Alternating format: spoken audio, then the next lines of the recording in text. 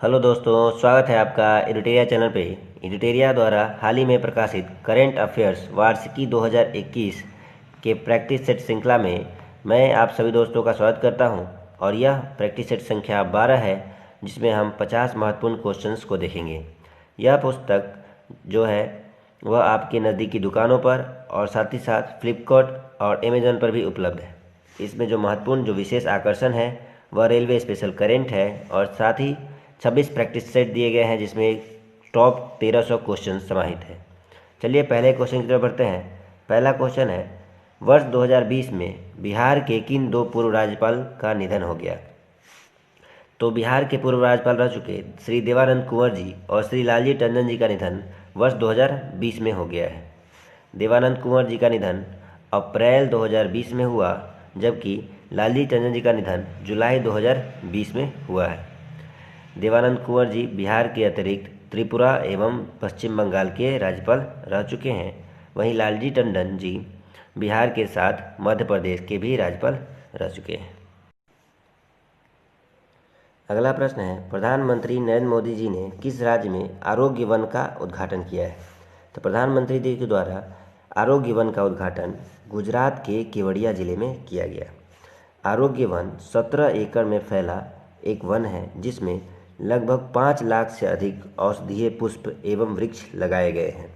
तो यह काफ़ी बृहद मात्रा में बनाया गया एक वन है, जो कि लगभग 17 एकड़ में फैला हुआ है। और ये कहाँ स्थित है? तो गुजरात के केवड़िया ज़िले में स्थित है। केवड़िया ज़िले के बारे में आप पहले भी जानते होंगे कि वहाँ पर स्टैचू ऑफ यूनिटी, जो 182 मीटर सरदार वल्लभ भाई पटेल जी की मूर्ति है, उसका निर्माण किया गया था। रेलवे सुरक्षा बल द्वारा यात्रा के दौरान महिला सुरक्षा के लिए शुरू की गई पहल कौन सी है? तो रेलवे सुरक्षा बल ने महिलाओं की सुरक्षा को ध्यान में रखते हुए एक पहल शुरू की है, जिसका नाम है मेरी सहेली।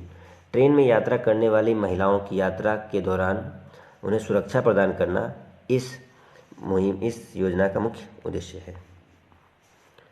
प्रश्न संख्या 4, किस देश के पूर्व प्रधानमंत्री मेसूत यिल्माज का हाल ही में निधन हो गया? तो मेसूत यिल्माज का हाल ही में जो निधन हुआ है वह तुर्की के पूर्व प्रधानमंत्री रह चुके हैं। और तुर्की की राजधानी अंकारा है, मिस्र की राजधानी जो है काहिरा है, ओमान की राजधानी मस्कट और सीरिया की राजधानी दमिश्क है। तो ये राजधानी आप याद रखिएगा। और पूछा जा रहा है किस देश के पूर्व प्रधानमंत्री मेसूत यिल्माज का निधन हो गया? तो वह तुर्की के पूर्व प्रधानमंत्री रह चुके हैं। देश की पहली सी प्लेन सेवा का उद्घाटन निम्न में से किस राज्य में किया गया? तो देश की पहली सी प्लेन सेवा का उद्घाटन गुजरात में किया गया है दोस्तों। तो याद रखिए कि पहली सी प्लेन सेवा गुजरात में शुरू की गई है। यह जो साबरमती के सी फ्रंट को केवड़िया से जुड़ेगी। तो केवड़िया जहाँ पे स्टैचू ऑफ यूनिटी है, वहाँ से लेकर के साबरमती सी फ्रंट तक के बीच में यह सी प्लेन सेवा शुरू की गई है और इसका उद्घाटन प्रधानमंत्री नरेंद्र मोदी जी के द्वारा किया गया था। वित्त मंत्री निर्मला सीतारमण द्वारा रक्षा बजट 2020 में कितनी राशि आवंटित की गई? तो निर्मला सीतारमण जी जो वर्तमान में भारत की वित्त मंत्री हैं, उनके द्वारा बजट 2020 पेश किया गया, जिसमें रक्षा बजट की राशि 3.37 लाख करोड़ निर्धारित की गई। अगला प्रश्न है, कौन सी महिला फुटबॉलर दुनिया की सबसे ज़्यादा गोल करने वाली महिला खिलाड़ी बन गई है? तो दुनिया की सर्वाधिक गोल करने वाली महिला खिलाड़ी जो बनी है वह है क्रिस्टीना सिनक्लेयर। क्रिस्टीना सिनक्लेयर जो कनाडा के महिला फुटबॉल टीम की कप्तान हैं, उन्होंने 36 अंतर्राष्ट्रीय मैचों में 185 गोल दागकर यह खिताब अपने नाम कर लिया है। तो उन्होंने यह कीर्ति हासिल कर ली है और दुनिया की सबसे ज़्यादा गोल करने वाली महिला खिलाड़ी बन गई है। तो ऑप्शन बी क्रिस्टीना सिनक्लेयर बिल्कुल सही उत्तर है। मार्च 2020 में माउंट मेरापे ज्वालामुखी में विस्फोट के कारण यह चर्चा में रहा। यह किस देश में स्थित है? तो माउंट मेरापे ज्वालामुखी में हाल ही में विस्फोट हुआ मार्च 2020 में। यह इंडोनेशिया में स्थित ज्वालामुखी है। आप जानते होंगे कि इंडोनेशिया में यह प्रशांत महासागर के रिंग ऑफ फायर के क्षेत्र में आता है और यहाँ पे कई ज्वालामुखी है जिसमें हमेशा उद्गार देखने को मिलता रहता है। तो याद रखिएगा, माउंट मेरापे जो है वह इंडोनेशिया में स्थित है। अगला प्रश्न है प्रश्न संख्या 9, जनवरी 2020 में किस देश ने दक्षिण एशिया क्षेत्र में पहली बार अपने देश के नागरिकों के लिए ई पासपोर्ट सुविधा प्रारंभ की? तो ई पासपोर्ट सुविधा जो दक्षिण एशिया क्षेत्र में पहली बार शुरू की है वह बांग्लादेश की प्रधानमंत्री शेख हसीना ने अपने देश के नागरिकों के लिए शुरू किया है। तो बांग्लादेश की प्रधानमंत्री शेख हसीना के द्वारा ई पासपोर्ट सुविधा हाल ही में शुरू किया गया है। प्रश्न संख्या 10, कारोबारी सुगमता सूचकांक ease of doing business ranking 2020 ease of doing के विषय में कौन सा कथन सही नहीं है? पहला, भारत का स्थान 63 रहा, बिल्कुल सही। प्रथम स्थान न्यूजीलैंड को प्राप्त हुआ, यह भी सही है। इस सूचकांक को विश्व आर्थिक मंच द्वारा जारी किया जाता है। जी नहीं दोस्तों, यह सूचकांक जो जारी किया जाता है वह विश्व बैंक के द्वारा जारी किया जाता है। तो इस प्रकार तीसरा जो है वह बिल्कुल गलत है, बाकी दोनों सही है। तो ऑप्शन सी, क्योंकि पूछा जा रहा है गलत कौन सा है, तो केवल 3 गलत है। तो कारोबारी सुगमता सूचकांक जो है विश्व बैंक के द्वारा जारी किया जाता है। 2020 में इस सूचकांक में न्यूजीलैंड प्रथम स्थान पर, जबकि भारत को 63वां स्थान प्राप्त हुआ। 2019 में भारत को 77 यानी कि 77वां स्थान प्राप्त हुआ था और 2020 में भारत का स्थान 63वां रहा। प्रश्न संख्या 11, पहली बार किस पहली नॉन इंग्लिश फिल्म को ऑस्कर 2020 में सर्वश्रेष्ठ फिल्म का अवार्ड मिला? तो यह पहली बार हुआ है कि नॉन इंग्लिश फिल्म को ऑस्कर 2020 ऑस्कर प्रदान किया गया है। तो 2020 में यह हुआ और इस बार जो ऑस्कर दिया गया था वह फिल्म पैरासाइट को दिया गया था।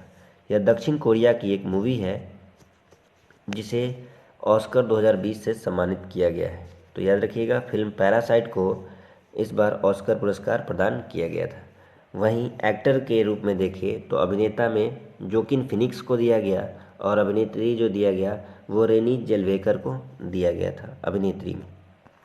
प्रश्न संख्या 12, भारत और बांग्लादेश के मध्य 3 फरवरी 2020 से किस नाम से संयुक्त सैन्य अभ्यास का शुभारंभ हुआ? भारत और बांग्लादेश के बीच में एक थल सेना का सैन्य अभ्यास प्रतिवर्ष आयोजित किया जाता है जो वर्ष 2020 में 3 फरवरी से लेकर के 6 फरवरी तक आयोजित हुआ और यह भारत के मेघालय में आयोजित किया गया। इसका नाम है संप्रति। तो यह उसका 9वां चरण था, इसलिए संप्रति 9 नाम दिया गया है और यह भारत और बांग्लादेश की थल सेना के बीच में होने वाला अभ्यास है। आगे बढ़ते हैं। CAA का पूर्ण रूप है। CAA 2019-20 में काफ़ी चर्चा में रहा था, तो इसीलिए इसका फुल फॉर्म पूछा जा सकता है। तो CAA का फुल फॉर्म है सिटीजनशिप अमेंडमेंट एक्ट, नागरिकता संशोधन कानून। तो नागरिकता संशोधन कानून को भारतीय संसद के द्वारा 11 दिसंबर 2019 को पारित कर दिया गया और यह पूर्ण रूप से भारत में 10 जनवरी 2020 से लागू हो गया। इस कानून में यह प्रावधान किया गया है कि अफगानिस्तान, पाकिस्तान एवं बांग्लादेश के रहने वाले 6 धर्म हिंदू, सिख, ईसाई, जैन, पारसी और बौद्ध, इनको भारत की नागरिकता दी जाएगी जो 31 दिसंबर 2000 पूर्व से पहले, जो 31 दिसंबर 2014 से पहले भारत में आ चुके होंगे। अगला प्रश्न है प्रश्न संख्या 14, निम्नलिखित में से कौन सा सुमेलित नहीं है? एक तरफ युद्धाभ्यास दिया हुआ है, दूसरी तरफ देश का नाम दिया हुआ है। पहला है जायर अल बहर। तो जायर अल बहर भारत और कतर की नौसैनिक एक अभ्यास है, बिल्कुल सही है। टाइगर ट्रिम्फ जो है भारत और अमेरिका के बीच में आयोजित होने वाला एक नौसेना अभ्यास है। समुद्र शक्ति भारत और इंडोनेशिया के बीच में आयोजित होने वाला नौसेना अभ्यास है। तो ये पहला, दूसरा और चौथा बिल्कुल सही है। दूसरा दिया गया है मिनेक्स। मिनेक्स भारत और मालदीव नहीं बल्कि भारत और जापान के बीच में आयोजित होने वाला एक नौसेना अभ्यास है। तो ऑप्शन सी बिल्कुल सही है। मिनेक्स के अतिरिक्त जिमेक्स भी एक नौसैनिक अभ्यास है जो भारत और जापान के बीच में आयोजित किया जाता है। प्रश्न संख्या 15 की ओर बढ़ते हैं।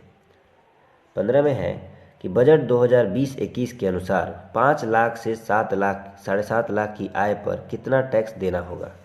तो बजट 2020 में नया टैक्स कानून लागू किया गया जिसमें 5 लाख तक 0% टैक्स दिया जाना है और 5 लाख के बाद 7.5 लाख की आय पर जो है 10% टैक्स लिया जाएगा और 7.5 से लेकर के 10 लाख तक की आय पर 15% जो है आयकर लिया जाएगा।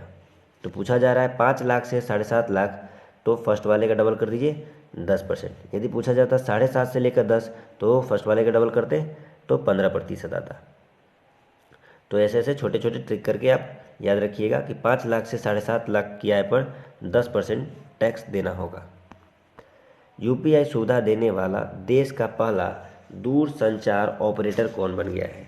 तो यूपीआई की सुविधा देने वाला पहला जो दूरसंचार ऑपरेटर बन गया है वह रिलायंस जियो है, जिसके मालिक जो है मुकेश अंबानी। यूपीआई क्या है? यूनिफाइड पेमेंट इंटरफेस है, जिसमें कि यूपीआई की सुविधा से हम पेमेंट करते हैं, जिसका फुल फॉर्म है यूनिफाइड पेमेंट इंटरफेस। अगला प्रश्न, किस राज्य सरकार ने हाल ही में शिशु सुरक्षा मोबाइल ऐप लॉन्च किया है? तो शिशु सुरक्षा मोबाइल ऐप असम के मुख्यमंत्री श्री सर्बानंद सोनोवाल जी के द्वारा यह ऐप लॉन्च किया गया, जिसका नाम है शिशु सुरक्षा मोबाइल ऐप। असम सरकार का यह मानना है कि जो वहाँ के बच्चों हैं उनके भविष्य को सुरक्षित रखा जाए। यदि किसी बच्चे को पढ़ने में या कोई तकलीफ होती है तो इसके माध्यम से इसकी शिकायत की जा सकती है। आगे बढ़ते हैं। शरद अरविंद बोबड़े जी निम्नलिखित में से भारत के मुख्य न्यायाधीश के किस नंबर के बने हैं? तो अभी हाल ही में वह 47वें भारत के मुख्य न्यायाधीश के रूप में उन्होंने शपथ ग्रहण किया है। तो शरद अरविंद बोबड़े 47वें सीजेआई बने हैं। प्रश्न संख्या 19, किस राज्य सरकार ने सरकारी कर्मचारियों की सेवानिवृत्ति की आयु 60 वर्ष से घटा करके 58 वर्ष कर दी है? तो सेवानिवृत्ति की आयु जो सरकारी कर्मचारियों की थी वो आमतौर पर 60 वर्ष होती है और हर जगह यही थी, लेकिन हाल ही में पंजाब सरकार ने इसे घटाकर 58 वर्ष कर दिया है। इसके करने का यह कारण था कि जो नए युवा हैं उनको रोजगार का अवसर मिले, उन्हें रोजगार प्राप्त हो। इसके लिए पंजाब सरकार ने जो सरकारी जो कर्मचारी हैं उनकी सेवानिवृत्ति की आयु 60 से घटा करके 58 कर दी है। अगला प्रश्न, हाल ही में किस देश की संसद के द्वारा पारित प्रस्ताव के अनुसार वहां राष्ट्रपति 2036 तक अपने पद पर बने रहेंगे? तो रूस के राष्ट्रपति ने हाल ही में अपनी संसद में एक प्रस्ताव पारित किया कि वह 2036 तक अपने पद पर बने रहेंगे, और रूस के जो राष्ट्रपति हैं वो व्लादिमीर पुतिन हैं।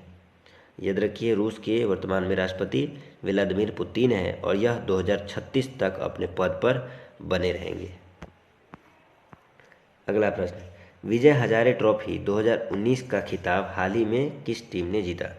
तो विजय हजारे जो ट्रॉफी है वह क्रिकेट की एक ट्रॉफी है और 2019-20 का जो आयोजन हुआ उसमें कर्नाटक ने तमिलनाडु को 60 रनों से हराकर यह खिताब अपने नाम कर लिया, और कर्नाटक का यह एक चौथा खिताब है।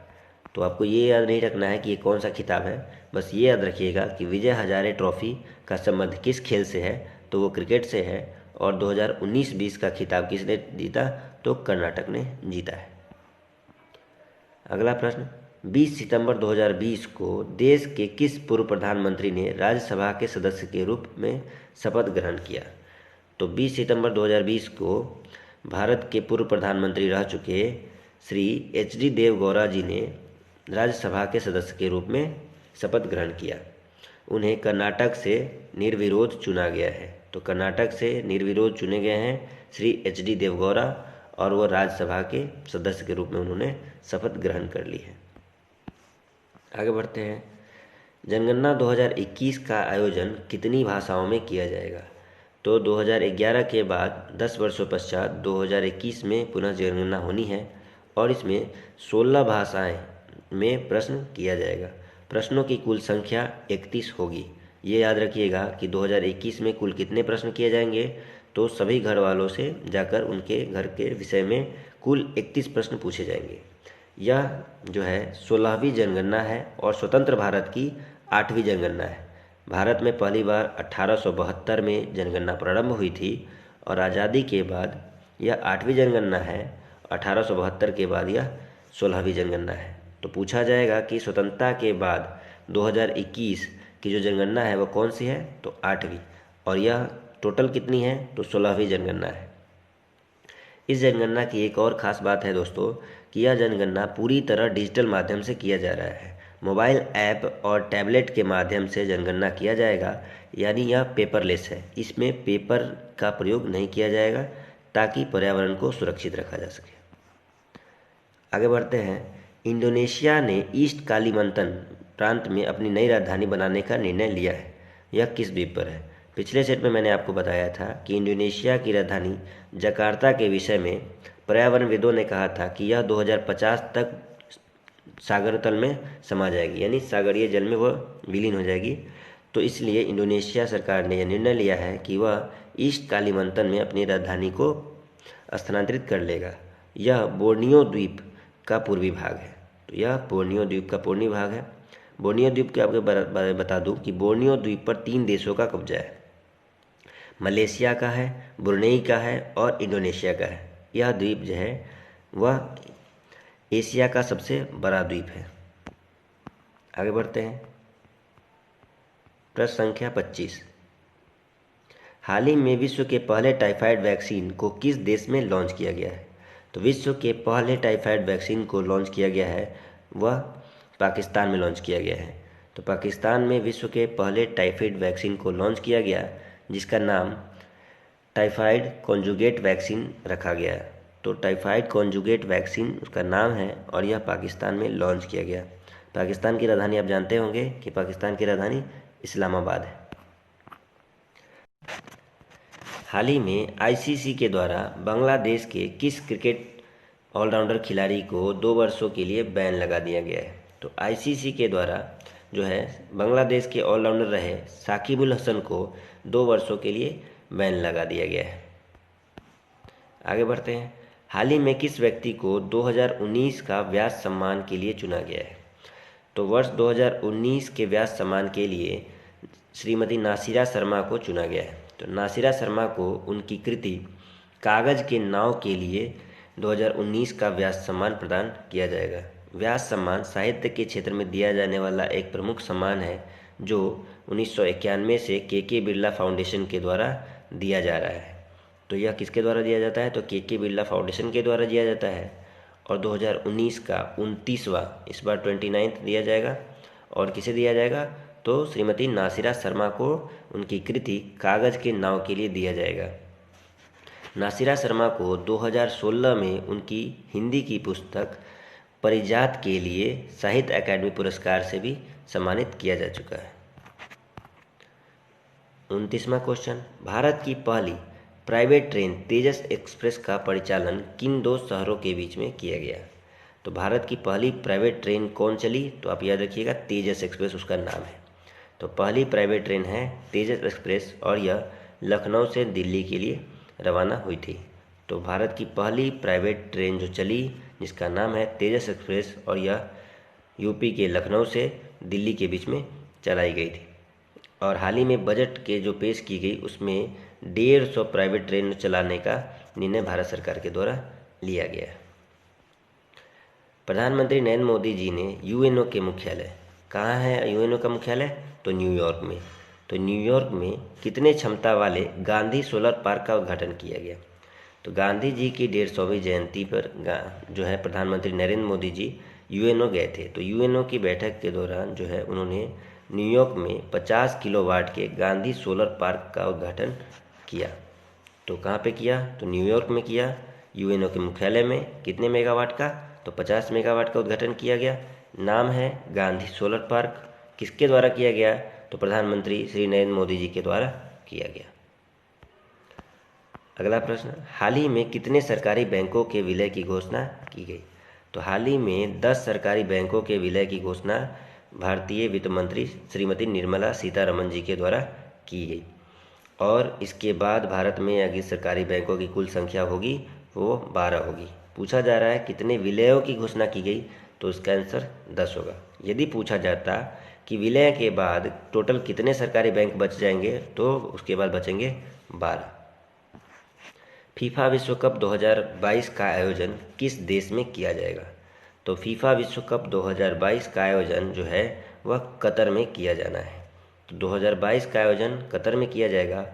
2018 में फीफा का आयोजन रूस में किया गया था और 2026 में जो फीफा का आयोजन जो किया जाएगा वह यूएसए, मैक्सिको एवं कनाडा, इन 3 देशों में किया जाएगा। तो पूछा जा रहा है कि 2022 का फीफा किस देश में आयोजित किया जाएगा?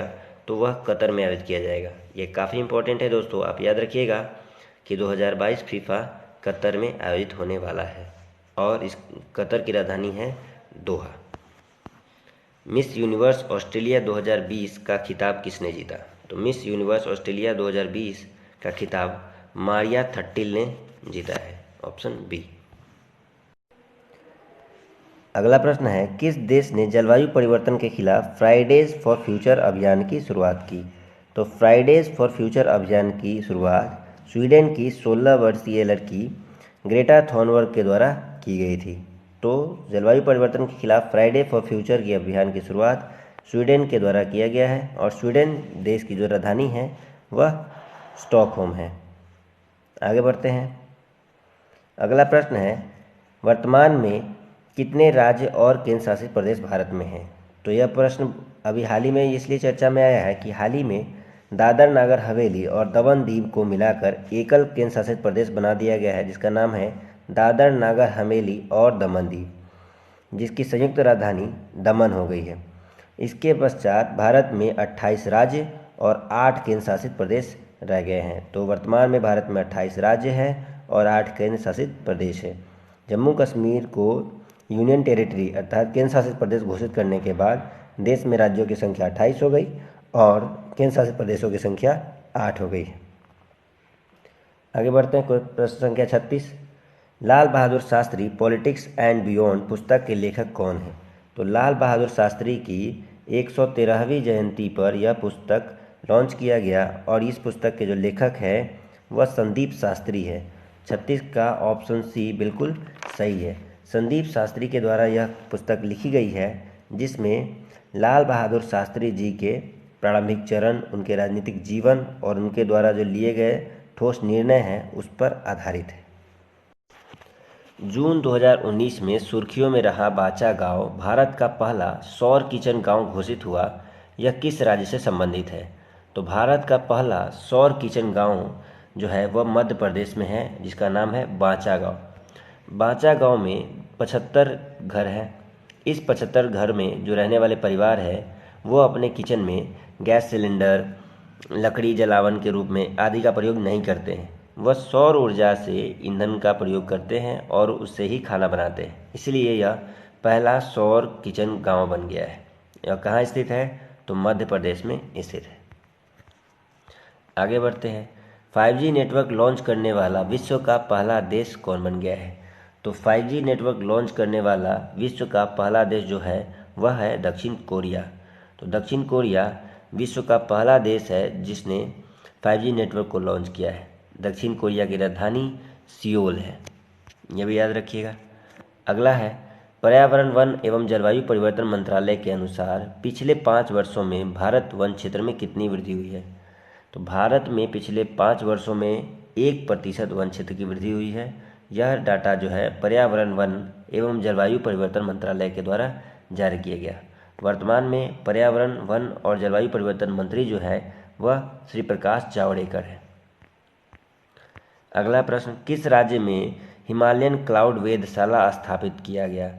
तो उत्तराखंड के टिहरी में हिमालयन क्लाउड वेधशाला का निर्माण किया गया है। तो इसका जो मूल उद्देश्य है कि हिमालयन क्षेत्र में जो बादल फटने की घटना है उसका पूर्वानुमान किया जा सके और साथ ही इससे जो होने वाली क्षति है उसको भी कम किया जा सके। इस उद्देश्य से हिमालयन क्लाउड वेधशाला का जो स्थापना है वह उत्तराखंड के टिहरी में किया गया। किस राज्य सरकार द्वारा बाढ़ प्रबंधन के लिए बाढ़ एटलस लॉन्च किया गया? तो उड़ीसा के मुख्यमंत्री श्री नवीन पटनायक जी के द्वारा राज्य में बाढ़ से प्रबंधन के लिए बाढ़ एटलस लॉन्च किया गया। इसमें बाढ़ की गति को, बाढ़ से होने वाले क्षेत्र को, बाढ़ प्रभावित क्षेत्र को सैटेलाइट इमेजेस के माध्यम से देखा जाएगा और उसके प्रबंधन के लिए उपाय किए जाएंगे। किस राज्य सरकार के द्वारा हर्बल रोड प्रोजेक्ट के तहत सड़क के दोनों किनारे औषधीय पौधों का रोपण करने का निर्णय लिया गया? तो हाल ही में उत्तर प्रदेश सरकार ने हर्बल रोड प्रोजेक्ट शुरू किया है। इसके तहत 800 किलोमीटर लंबे सड़क पे दोनों किनारों पे औषधीय पौधे जैसे नीम, पीपल आदि का रोपण किया जाएगा। तो यह किस सरकार ने निर्णय लिया है? तो उत्तर प्रदेश सरकार ने लिया है। यह प्रोजेक्ट का नाम है हर्बल रोड प्रोजेक्ट और सड़क के किनारे पर इसमें औषधीय पौधे लगाने का इसमें प्रावधान है। आगे बढ़ते हैं। भारतीय पुरातत्व सर्वेक्षण विभाग ने 1100 साल पुराने शिवलिंग की खोज की है। तो वियतनाम में जब एक मंदिर की खुदाई हो रही थी तो उसमें 1100 साल पुराना एक शिवलिंग खोजा गया है। तो यह किस देश में? तो वियतनाम में। वियतनाम में मंदिर की खुदाई के दौरान 1100 साल पुराने एक शिवलिंग की खोज की गई है। वियतनाम दक्षिण पूर्वी एशिया का एक शांतिप्रिय देश है जिसकी राजधानी हनोई है। अगला प्रश्न, सिविल सेवा के अधिकारियों ने कोरोना वायरस महामारी के विरुद्ध सरकारी सेवाओं को समर्थन देने के लिए किस पहल का शुभारंभ किया है? तो सिविल सेवा अधिकारियों के द्वारा जो सरकारी सेवाओं के समर्थन के लिए एक पहल शुरू की गई है जिसका नाम है करुणा, ऑप्शन सी। आगे बढ़ते हैं। Question number 45, fear of God पुस्तक किसके द्वारा लिखी गई है? तो फियर ऑफ गॉड पुस्तक के जो लेखक हैं वो ऑप्शन डी वधान, उनके लेखक जो है वधान है। हाल ही में किस राज्य ने कॉफ़ी विद सीएम कार्यक्रम की शुरुआत की है? तो आप टीवी पर जाने माने शो जिसका नाम है कॉफ़ी विद करण, उसी पर आधारित कॉफ़ी विद सीएम कार्यक्रम की शुरुआत जो है वह गोवा के मुख्यमंत्री जिनका नाम है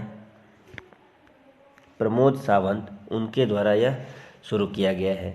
तो राज्य में जो है युवाओं तक पहुंचने के लिए, युवाओं से वार्तालाप करने के लिए उन्होंने इस योजना की शुरुआत की है जिसका नाम है कॉफ़ी विद सीएम। किस राज्य की प्रसिद्ध मूंगफली की कैंडी को मई 2020 में जीआई टैग प्रदान किया गया? तो तमिलनाडु के प्रसिद्ध मूंगफली की कैंडी को मई 2020 में जीआई टैग दिया गया है। इसके अतिरिक्त जो है थमाम पट्टी, जो तमिलनाडु की एक लकड़ी पर नक्काशी करने की एक कला है, उसको भी जीआई टैग दिया गया है। तो लकड़ी पर जो नक्काशी करने की कला जिसका नाम थमाम पट्टी है उसे और मूंगफली की कैंडी दोनों को जीआई टैग दिया गया है और यह तमिलनाडु में प्रसिद्ध है। आईसीसी महिला T20 वर्ल्ड कप 2023 का आयोजन किस देश में किया जाएगा? तो आईसीसी महिला T20 विश्व कप 2023 का आयोजन जो है दक्षिण अफ्रीका में किया जाएगा। वहीं पुरुष T20 2021 का आयोजन जो है वो भारत में किया जाएगा। T20 विश्व कप 2021 का आयोजन भारत में किया जाएगा और आईसीसी वनडे जो 2023 का आयोजन किया जाएगा पुरुष का, वह भी भारत में किया जाएगा। प्रश्न संख्या 49, हाल ही में विश्व बैंक की नई मुख्य अर्थशास्त्री के रूप में किसे चुना गया है? तो विश्व बैंक की नई मुख्य अर्थशास्त्री के रूप में कार्मेन रेनहार्ट को चुना गया है। तो कार्मेन रेनहार्ट विश्व बैंक की नई मुख्य अर्थशास्त्री बनी है। विश्व बैंक के बारे में आपको बता दूं कि विश्व बैंक एक अंतर्राष्ट्रीय बैंक है जिसकी स्थापना 1945 में की गई थी और इसका मुख्यालय वाशिंगटन डीसी में है। अंतिम प्रश्न, बजट 2020-21 के दौरान निर्विक योजना की शुरुआत की गई जिसका मुख्य उद्देश्य था। तो यह प्रश्न काफ़ी इम्पोर्टेंट है क्योंकि हाल ही में बीपीएससी के एग्ज़ाम में भी यह प्रश्न पूछा गया था कि निर्विक योजना की शुरुआत की गई है हाल ही में और यह किससे संबंधित है। तो बजट में इसकी चर्चा की गई थी और इसका संबंध है निर्यात को बढ़ावा देने से। तो ऑप्शन डी बिल्कुल सही है। इसी के साथ सेट नंबर 12 समाप्त होता है। कल मिलेंगे हम लोग सेट संख्या 13 के साथ। इरुटेरिया के साथ जुड़े रहने के लिए और ढेर सारा प्यार देने के लिए आप सभी दोस्तों का तहे दिल से धन्यवाद।